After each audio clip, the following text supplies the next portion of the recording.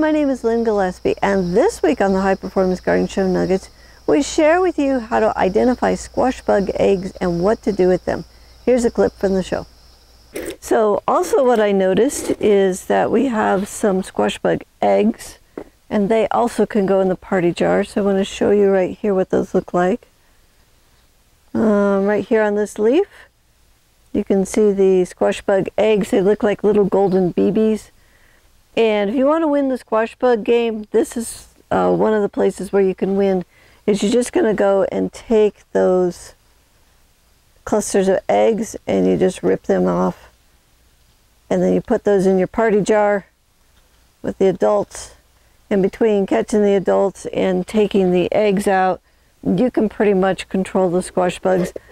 One of the things I like about the vertical gardening is it's really easy to see, because I can look like here on the back sides of these leaves, and it's very easy for me to see and pick that out.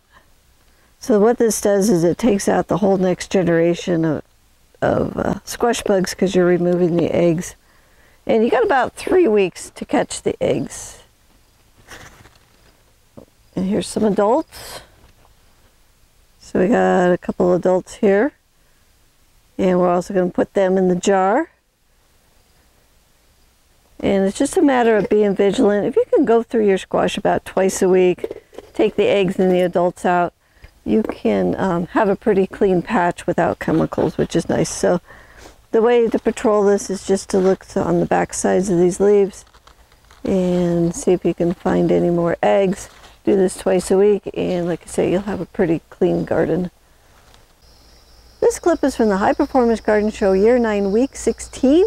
If you'd like to watch the whole show, it's free, it's online, and you can enroll on our website at thelivingfarm.org/high-performance-garden-show.